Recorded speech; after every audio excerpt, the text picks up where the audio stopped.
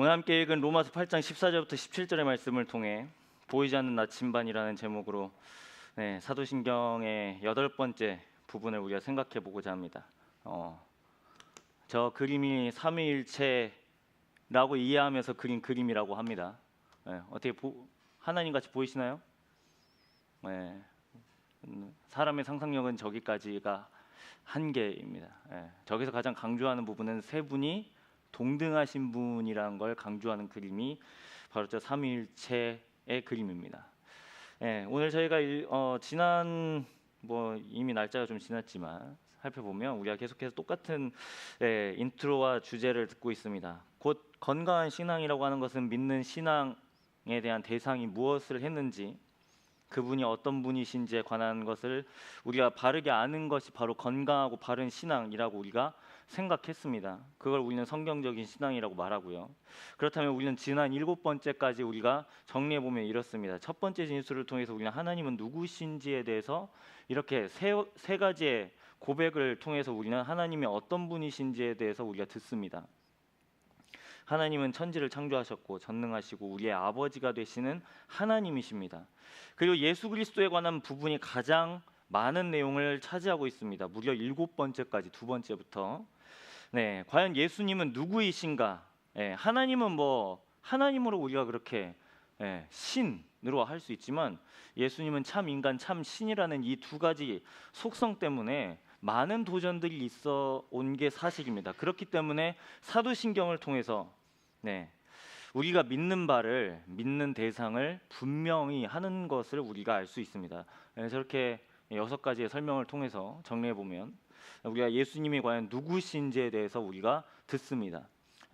제가 빨리 이렇게 정리하는 이유는 어차피 길게 한다고 해서 사도신경이 퍽 우리의 마음 가운데 와닿거나 갑자기 우리의 믿음이 막 고양되거나 그런 게 아니고, 또 저도 잘 알기 때문에 이 2시 47분의 시간이 얼마나 폭력적인가, 긴 얘기를 듣는 것에 대해서, 그것도 지금 추상적인 부분에 대해서 우리가 다루고 있기 때문에 말을 많이 한다고 해서 이게 꼭 좋은 부분은 아닌 거라고 생각해서 빠르게 정리하고 넘어갑니다. 나는 성령을 믿으며입니다. 딱 이 한 구절이에요. 8번째 진술인데 여러분 성령에 대해서 어떻게 생각하세요? 아마 이런 류의 이해들이 있죠. 성령에 대해서 아주 신기한 감정인가? 아니면 하나님 앞에 흘리는 눈물인가? 아니면 우리가 알지 못한 외국어를 말하는 것인가? 아니면 몸에 질병을 갖고 있는 사람이 갑자기 치유를 입는 건가? 우리가 인식하지 못한 신비를 경험하는 건가?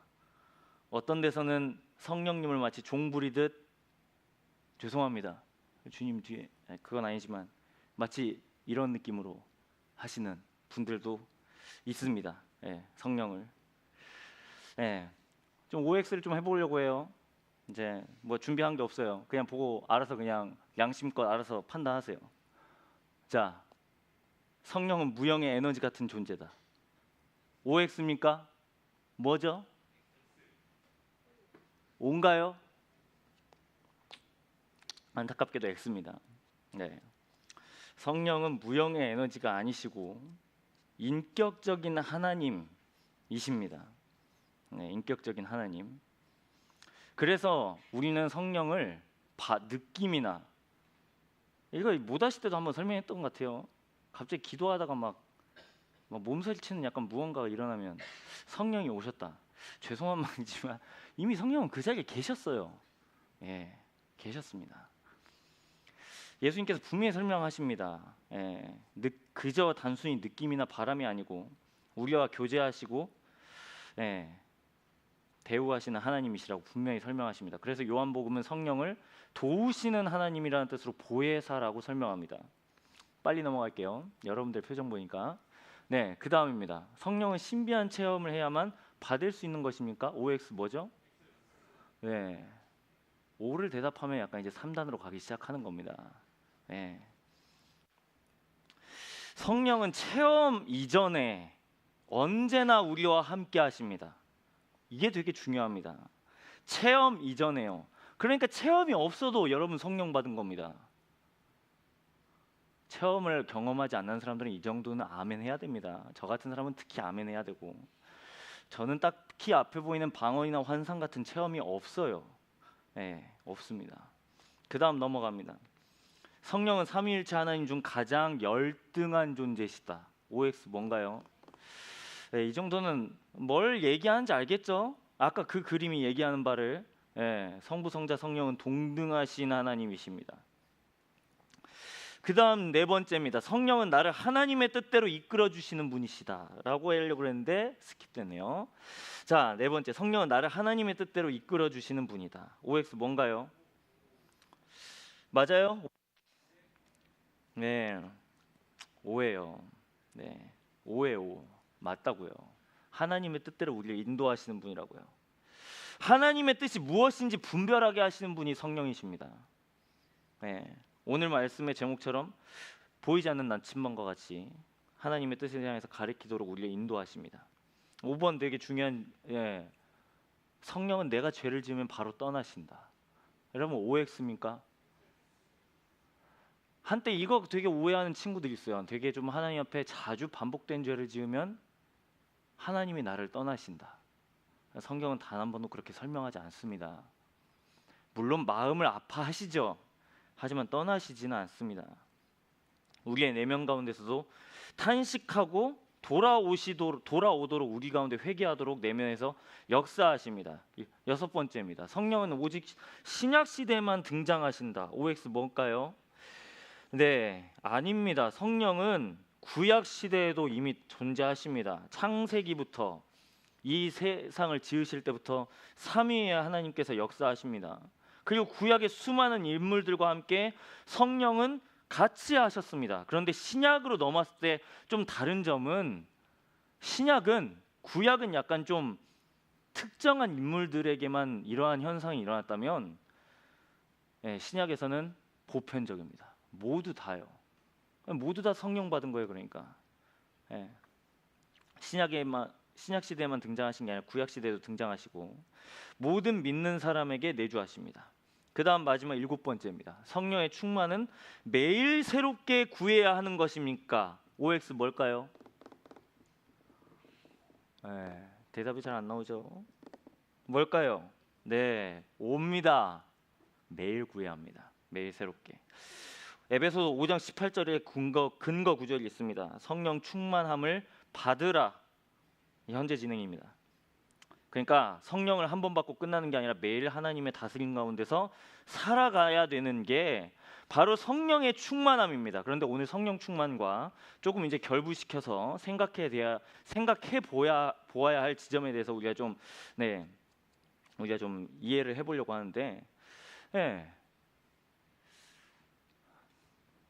잘못 나온 것 같아요. 느낌이. 제가 잘못 PPT를 띄운 것 같아요. 읽어요. 8장 15절, 로마서 8장 15절 말씀에 이렇게 기록되어져 있습니다. 함께 읽겠습니다. 너희는 다시 무서워하는 종의 영을 받지 아니하고 양자의 영을 받았으므로 우리가 아빠 아버지라고 부르짖느니라. 누구를요? 하나님을요. 하나님을 아빠 아버지라고 부르짖는다라고 분명히 오늘 우리가 읽은 말씀은 그렇게 설명합니다. 왜요? 종의 영이 있기 때문이 아니라 양자의 영을 받았기 때문이라고 설명합니다. 이게 되게 중요한 개념입니다. 로마서에서. 그러니까 양자가 되었다는 건 우리가 친아들이 아니라는 것에 강조점이 있는 게 아니라 전에 우리는 하나님의 자녀가 아니었다라는 사실을 기억해야 합니다. 전에는요. 우리는 원래는 종의 영을 받은 사람으로서 좀 이런 설명을 드리면 좀 진부하겠지만 좀 들어보세요. 죄의 영향력 안에 있는 사람들이고 하나님과 영원히 단절될 수밖에 없는 사람들이었지만 하나님은 우리를 포기하지 않고 예수 그리스도를 통해서 구원을 주셨습니다. 그래서 예수 그리스도를 믿고 구원함을 얻는 사람들에게는 이 비로소 8장 15절에 있는 말씀처럼 종의 영이 아니라 양자의 영을 받았다라고 설명합니다. 그래서 우리가 양자의 영을 받은 사람들은 하나님을 아버지라고 부를 수 있게 됩니다. 아버지라고. 이제 우리 안에서 그러면 성령께서 어떤 일을 하시는가가 우리가 좀 생각해 볼 건데, 아주 좀 많은 있어요. 생략을 다 건너뛰고요. 설명을 첫 번째는 우리의 마음 가운데 안정감을 허락하십니다. 오늘 15절의 말씀처럼 무서워하는 종의 영을 받지 않았기 때문에 우리가 이 무서워하는 종의 영을 받지 않았다는 건 우리 삶에 고난이 없어졌다는 게 아닙니다, 여러분. 성령을 받았다고 해서 우리 가운데 고난이 삭제된 게 아닙니다. 어려움이 떠나가는 게 아니에요. 우리 가운데 어려움이 고스란히 있습니다. 마주하게 됩니다. 하지만 성령께서 우리 안에 내주한다면 우리는 비로소 어려움을 해석하는 능력이 생겨나기 시작합니다.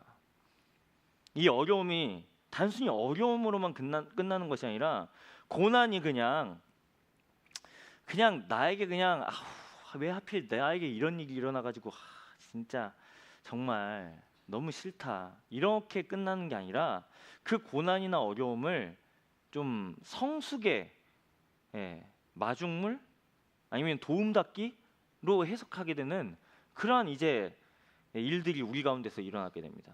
그렇기 때문에 이 일의 가장 첫 번째 시초는 우리 마음 가운데 안정감이에요. 전에는 우리가 고난이 다가오면 막 불안해하고 두려워하고 되게 이런 것에 사로잡혀 있지만 성령께서 우리 안에 내주하시면 안정감을 주십니다. 두 번째 우리에게 허락하시는 건 바로 권세예요.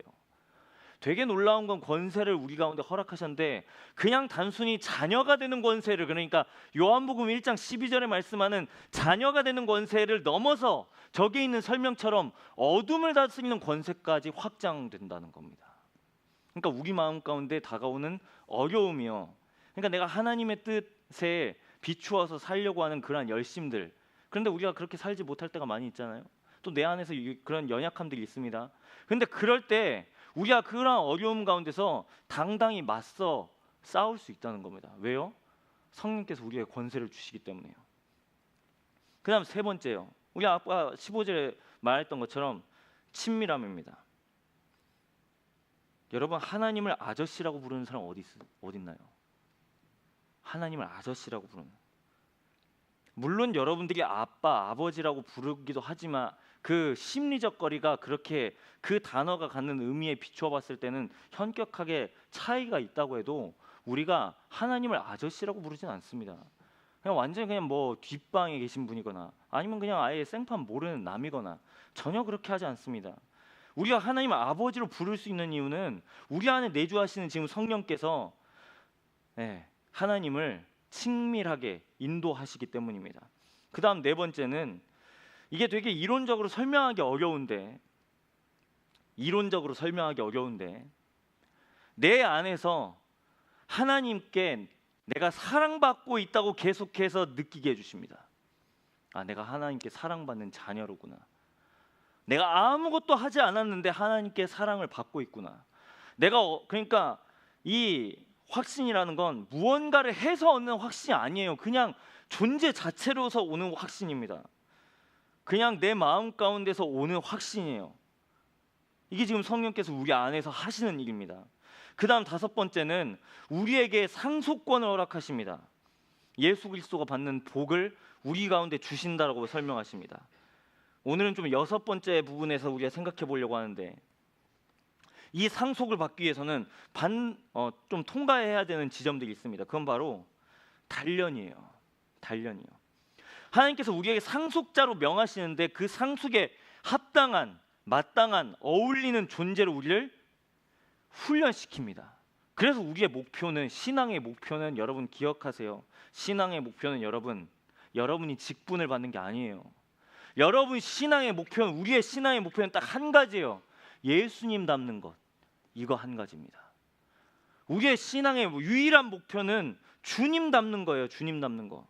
주님의 분량까지 성숙하는 거. 이게 하나님께서 우리에게 도전하시는 마음입니다.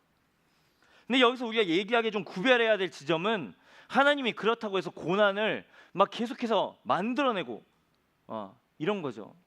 막 우리가 그 길을 걷다가 여기에 함정 하나 파놓고 한번 죽어봐라. 또 나왔으면 또 함정 파놓고 어떻게 하나 해보자. 이런 분이 아닙니다. 여러분의 아버지는 여러분에게 일부러 함정을 파시는 분인가요? 여러분의 육신의 아버지요.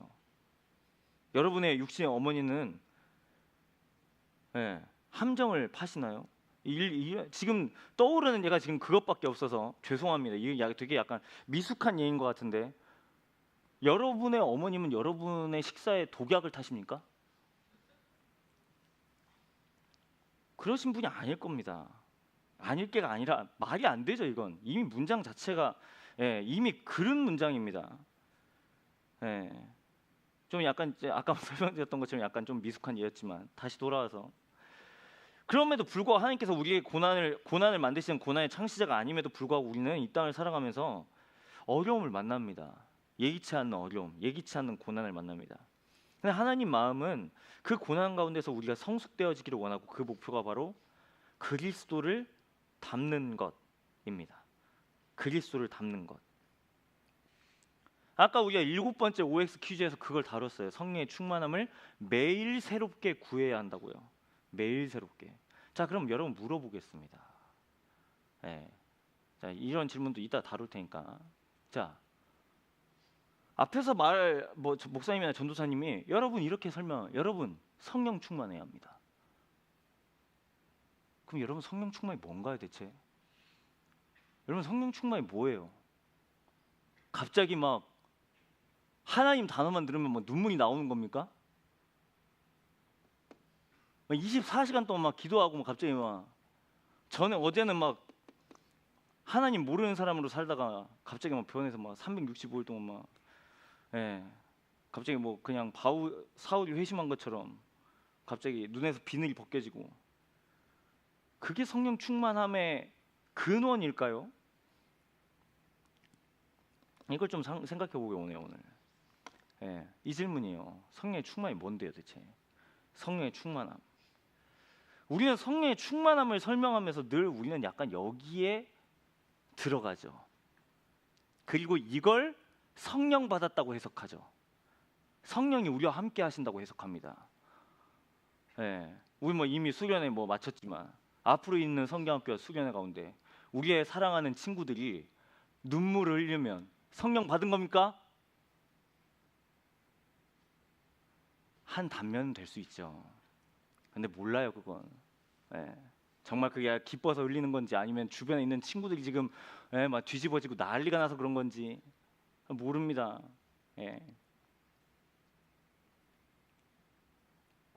좀 생각해 보기 원하는데, 성령의 충만함의 가장 큰 특징은요 이거예요. 이거 여러분 이거 기억해야 돼요.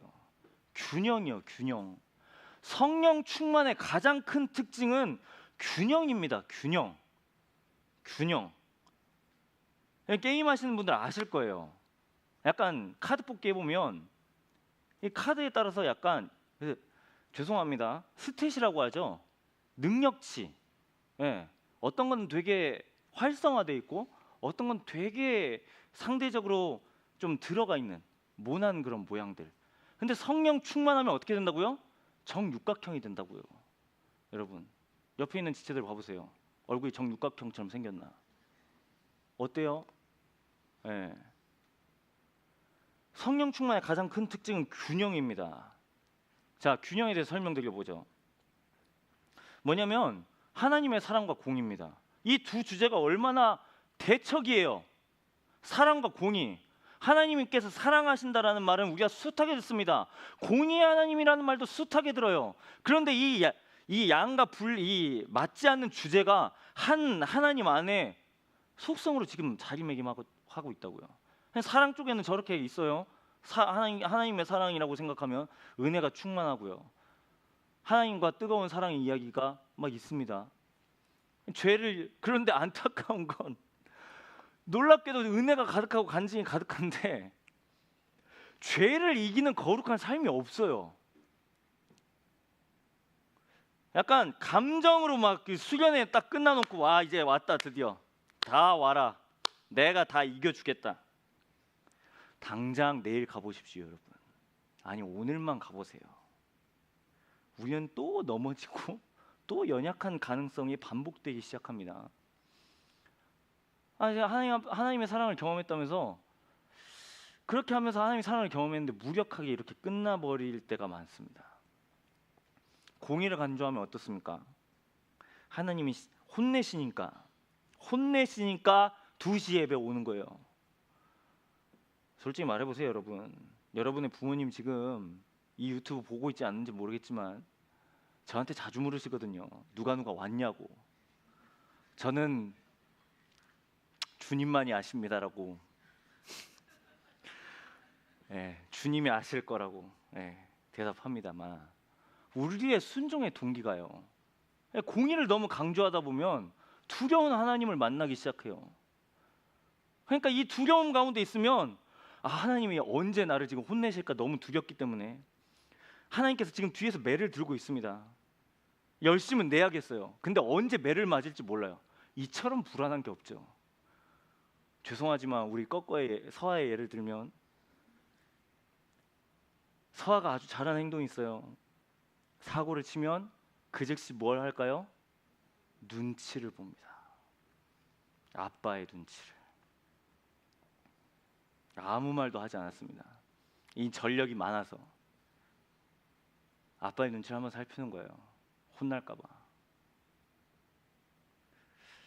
우리 역시 어쩌면 그럴 수 있습니다. 매를 들고 있는 하나님 뒤에 계셔가지고, 그러니까 이러한 굴레 가운데 갇히면 순종하는 게 그렇게 기쁨이 없어요. 고역이에요. 이렇게 공의 쪽으로 치우치면 율법주의로 이제 전락하기 시작합니다. 그러니까 이 사랑과 공의가 완전히 말도 안 되는 이러한 이 어긋남 가운데서 성령 충만하면 어떻게 된다고요? 균형감을 이룬다고요. 균형감. 예수님의 은혜와 진리는 이것과 비슷하니까 건너뜁니다. 하나님 나라의 시간대도 마찬가지예요. 우리가 하나님 나라의 시간대를 설명할 때 이미와 아직이라고 설명합니다. 이미와 아직. 예수님께서 이미 오셨기 때문에, 이미 이 땅 가운데 오셨기 때문에 하나님 나라가 왔다라고 설명합니다. 그런데 아직이라고 우리가 또 한편 설명합니다. 하나님 나라. 왜요? 아직 다시 오지 않으셨기 때문에 하나님 나라가 완성되지 않았거든요. 그래서 하나님 나라의 시간대는 언제나 이 간극 사이에 있습니다. 이미와 아직이요. 이미와 아직. 그런데 우리가 아까 균형감에 대해서 설명드렸잖아요. 우리가 늘 저 사이에서 치우치기 마련이에요. 이미를 강조하면 우리는 이렇게 설명을 듣습니다. 야, 하나님 다 이기셨잖아. 그럼 우리도 세상 정복해야지. 하나님이 우리에게 그런 능력 주셨는데 이제 저 땅을 가서 이 마치 구약 시대에 있는 백성들과 같이 여리고 성 앞에 있는 것 같이 정복해야죠. 너희를 통해서 세상이 정복된다고. 가서 세상을 변화시키라고.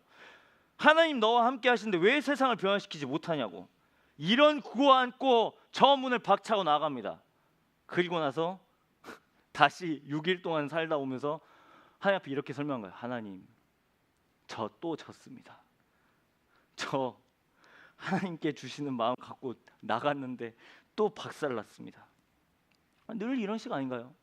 이미를 너무 강조하면요. 그럼 반대로 아직을 강조하면 어떻게 될까요? 아직 하나님 나라에 임하지 않으셨으니까, 야, 또 그렇게 믿음 결단한다고 누가 알아주냐? 그렇게 한다고 세상이 변화되겠어? 그렇게 사는 거 솔직히 말해서 배부른 사람들 고민이지. 야, 하나님 나라는 솔직히, 야, 먹고 사는 문제부터 일단 해결하고 나서 하나님 나라 정도 주제는 가져야 이게 좀 구색이 맞춰지는 거 아니겠어? 이 널뛰기, 이 간극 사이에서 진자 논리를 계속하는 거죠. 그러니까 성령 충만함을 얻으면 이 이미와 아직 사이에서 우리는, 이건 두 번째 특징이니까 설명드려 보면, 이 이미와 아직 사이에서 우리는 계속해서 이 둘의 균형을 갖고 간다는 겁니다. 여기서 더해지는 중요한 특징이 바로 저 특징이에요. 지속성이요. 지속성. 균형과 지속이요. 균형과 지속. 자, 함께 여기 써 있는 고린도전서 15장 57절부터 58절의 말씀 한 목소리로 읽도록 하겠습니다. 우리 주 예수 그리스도로 말미암아 우리에게 승리를 주시는 하나님께 감사하노니, 그러므로 내 사랑하는 형제들아, 견실하며 흔들리지 말고 항상 주의 일에 더욱 힘쓰는 자들이 되라. 이는 너희 수고가 주 안에서 헛되지 않은 줄 알미라. 고린도 교회 가운데 바울이 지금 무엇을 도전하고 있습니까? 승리를 주신 하나님이 있기 때문에 뭐 하라고요? 흔들리지 말고.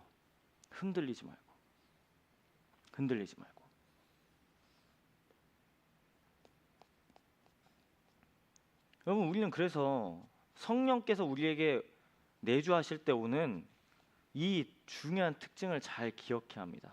균형감과 지속성이요. 지치지 않는 지속성. 그러니까 우리가 왜 이렇게 지속할 수 있습니까? 왜냐하면 우리 가운데 이미 승리가 보장되었기 때문에요. 이미 승리가 보장되었기 때문에. 그런데 오늘 살아가면서 마주하는 수많은 어려움, 고난, 내 안에서 끊임없이 일어나는, 불교적 용어를 써서 죄송합니다만, 번뇌 가운데서 인내하고 묵묵하게 열정을 다하는 거예요. 그래서 성령 충만은 균형과 지속입니다. 말씀을 마무리하는데요, 성령 충만의 가장 큰 특징이 균형과 지속이라고 했습니다.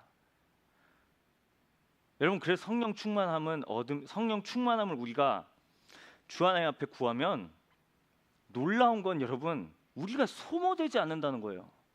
소모되지 않는다는 거. 어떻게 우리가 지속할 수 있죠? 지속한다는 건 여러분, 우리가 계속해서 무언가를 한다는 건데요. 우리가 끊임없이 계속해서 무언가를 한다는 것이 지속성 아닌가요? 그런데 성령께서 우리 가운데 충만한다면 우리는 지치지 않습니다. 왜냐하면 계속해서 하늘의 능력을 우리 가운데 주시니까요. 그리고 우리 가운데 균형감이 생깁니다. 균형감이요. 그래서 여러분, 성령 충만함을 얻으면 우리의 인격이 성숙되는 건 마땅한 겁니다. 마땅한 거예요. 예수 그리스도를 주님으로 고백했다면, 제 얘기입니다, 찌질했던 지난날의 유년 시절을 넘어서 사람답게 살 수 있다고요. 사람답게. 옛날에는 되게 어리숙하고 미숙하고 그렇게 말해왔던 나의 연약함들이 있습니다. 그런데 성령의 충만함이 우리 가운데, 그냥 성령께서 우리 안에 그 일을 행하시죠. 그리고 우리를 포기하지 않습니다. 계속해서 그리스도의 분량에 이를 때까지 성숙시키십니다. 성장. 그런데 그 중요한 관문이 바로 안타깝게도가 아니고, 잘 설명을 해보면 고난이에요. 고난. 그래서 여러분, 신앙인들에게 있어서 고난은, 여러분 따라하세요, 도움닫기입니다. 한 번 더요. 우리에게 고난은 도움닫기입니다. 도움닫기예요. 여러분이 지금 당하는 고난, 전 다 몰라요. 여러분의 마음에 얻는 생책이 알 수 없습니다. 또 하나님과의 관계가 소원한 사람들도 있겠죠. 또 인간관계에서 오는 부침들도 있을 겁니다. 직장 상사가 나에게 부당하게, 아니면 내가 좀 이렇게 했지만 인정해주지 않은 그러한 상황권도 있을 수도 있어요. 하지만 기억하세요, 여러분.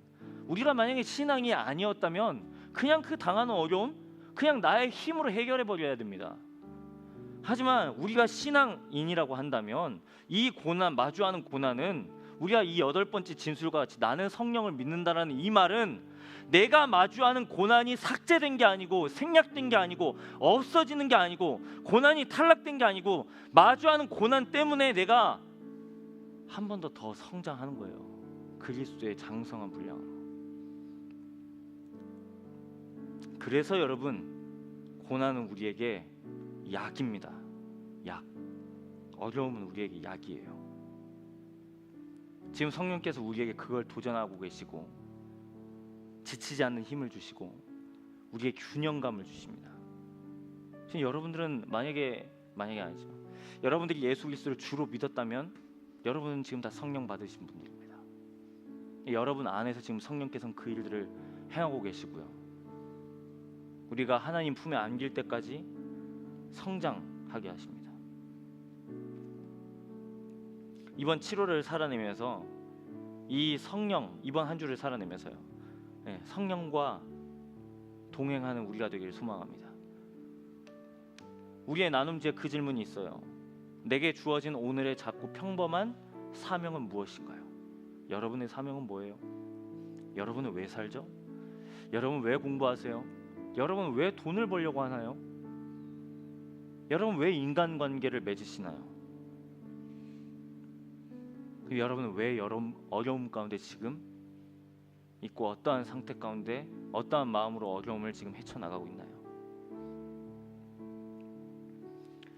성령께서 우리에게 이 마음 깨닫게 하셔서 우리가 균형감과 지치지 않는 지속성으로 하나님 뜻을 기꺼이 살아내는 우리 모두가 되기를 간절히 소망합니다.